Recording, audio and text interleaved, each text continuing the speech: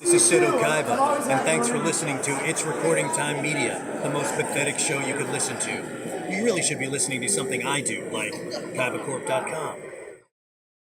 It's recording time. Hi, I'm Steve from It's Recording Time Media. I am at Stockton Tom, and I am here with the lovely Anjali Bhimani. Okay, ooh, and tell us what's your Overwatch character? I play Symmetra.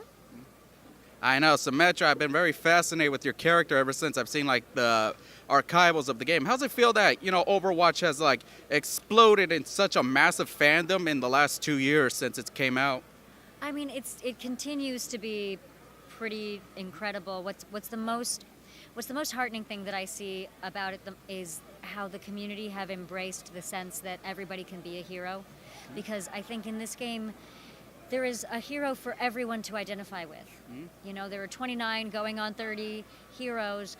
Everybody who plays the game can identify some character in the game that is somehow like them. Whether it's gameplay style, whether it's their ethnic background, whether it's personality traits, there's something. And when you can see a hero on screen or in a game or on stage that reminds you of yourself, it's easy to identify the hero in yourself. And I think this community has grabbed onto that and run in such an amazing way. The people who play this game, the artists, the cosplayers, the fan fiction, everything is so extraordinary. I am endlessly surprised and endlessly grateful. And of course, speaking of fan art, you actually have some right here. Look at these two. I have these lovely pieces that were brought to me today. And again, what I love so much about the art and the cosplay and the fiction that comes out of this, and all kinds of creativity that has come out of this, is that people are putting themselves out there in this very, what I consider, brave way. It's not easy to draw something and then put it out there for the world to see, especially if you're just starting. So the fact that people are so brave and so giving and so generous with everything that they do in this community is really, really special to me. And I keep every piece of fan art that I get. I have a giant dresser full, and I have turrets, and I have everything that people have given me, because it means so much to me that they've given their time and their energy and their creativity to me. Okay. And of course, one of the most frequently questions you voice actors get is that you guys want to do like an Overwatch movie or TV series because of the cinematics that have been going out. Of course. Are you kidding? I mean, any chance to tell the story of these characters in this world a little bit more and a little bit deeper is absolutely something that I think all of us would love to do. I would love to hear more about Symmetra's backstory and see more of her and learn more about how she's connected to the rest of the team, and if she's connected to Talon or if she's connected to Overwatch. We don't really know, because Vishkar's right there in the middle. So it'd be really, really fun to be able to develop her a little bit more, whether in a movie or within the game, in a digital short, or in a series, whatever were to come out. And of course, of all the Overwatch, panels I've attended, I feel like one question that's never been asked to you guys: will you guys ever feel honored if the show South Park did an Overwatch theme episode similar to their World of Warcraft episode? Oh my goodness. I would be thrilled. I would be wildly honored, because I think those guys are geniuses. I would love that. I would lose it. I would love it. Oh yeah, because I feel like, how come that question's never been brought up, or in case maybe you guys have heard it and I wasn't there? I have never heard it. Matt and Trey, if you're listening, please, I would be so honored. I don't know if I'm going to get in trouble for saying this, but it would be so awesome if somehow Overwatch showed up in South Park, because I would lose it. I love your show. My husband and I watch it religiously, and we love the Book of Mormon. Yeah, and of course, Blizzard was actually super supportive of helping them provide the machina for the episode, and of course, it'd be great. Yeah, it would be so much fun. Other than South Park, also if The Simpsons did an Overwatch-themed episode? I mean, I feel like any of these great shows that we have that use things in present day pop culture or the zeitgeist or whatever, it's always an honor when you see something that you're involved in represented on those shows. So yeah, I mean, bring it, any show. Big Bang Theory, I don't care, bring it on. Well, Big Bang Theory is about to end. And of course, how we talked about The Simpsons and of course Big Bang Theory, how they only have like one main Indian character. Has, based on the documentary, I heard about the problem with Apu, were you a little upset that you weren't invited to talk about in case, you were ever bullied or anything related to because of Apu being depicted stereotype? I would never be upset about someone not wanting to talk to me about something, because it's obviously their prerogative who they wanted to choose to speak in that documentary. I had a different experience growing up, but that's just my experience. And what I prefer to focus on at this point is how much progress we've made, because I don't know about everybody else, but when I'm watching TV these days, I'm seeing so many South Asian actors and actresses on screen, and I'm not just seeing them playing characters that are specifically there to be South Asian. I'm seeing them to be people who are telling the stories of the show, and if they happen to be South Asian, that's part of it, and if not, that's part of it, but they don't specifically talk, the plot points aren't all centered around their ethnicity, and I think that is a huge development, which again goes back to Overwatch. None of these characters are representing any one characteristic.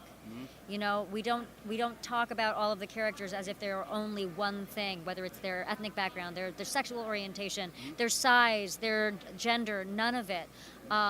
Everything is a sum, everyone is a sum of all of their unique parts. And now we're starting to see that in television and in film, and we're starting to see people of South Asian descent, people of all different races, and being able to tell those stories in that same way. We're seeing the uniqueness of every person.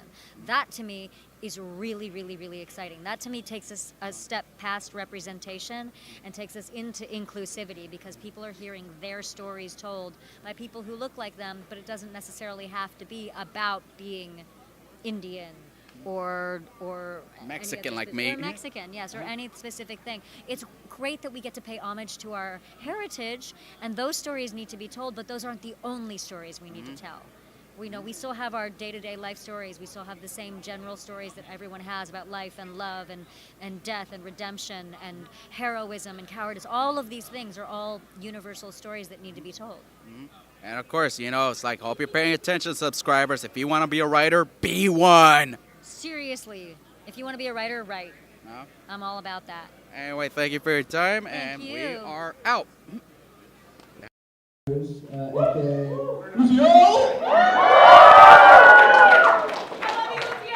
love you two so much. There's something starting. There's some love in the room. Something starting. I'm Keith Silverstein, a.k.a. Torbjörn.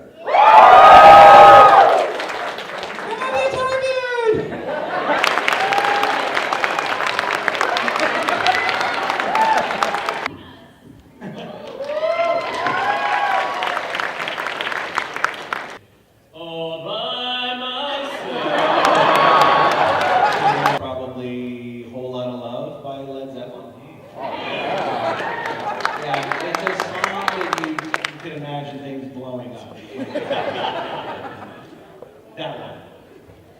I could see Zenyatta getting down to, welcome to the jungle.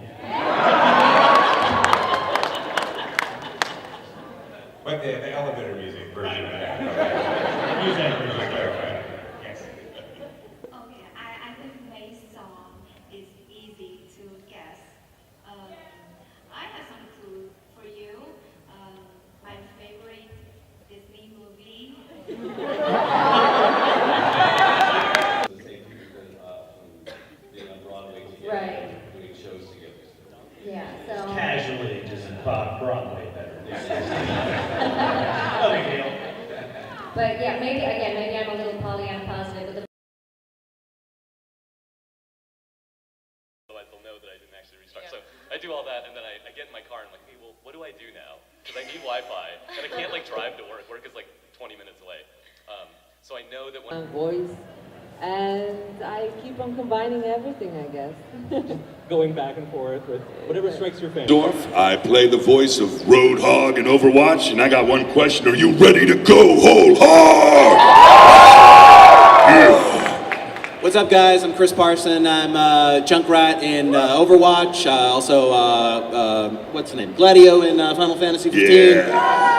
Assassin's Creed, Rango, some Family Guy stuff. What's up, LA? Yeah. No! What's up, LA? Hello, LA. I am Fyodor Chin. I am the voice of Zenyatta. Are you ready to experience tranquility? Happy Halloween, LA! I'm Paul Nakauchi. I'm the voice of Hanzo. My aim is true. Yes. And hello, And this is Topo. oh, and that's Topo. And I am Jen Cohn, and this is my first con ever in LA. This is awesome. And I do the voice for Farah in Overwatch, and I've got you on my radar. So, Junkrat, hey, this is a nice reward for tuning you fellas in. Do you ever shut up? That's a good McCree.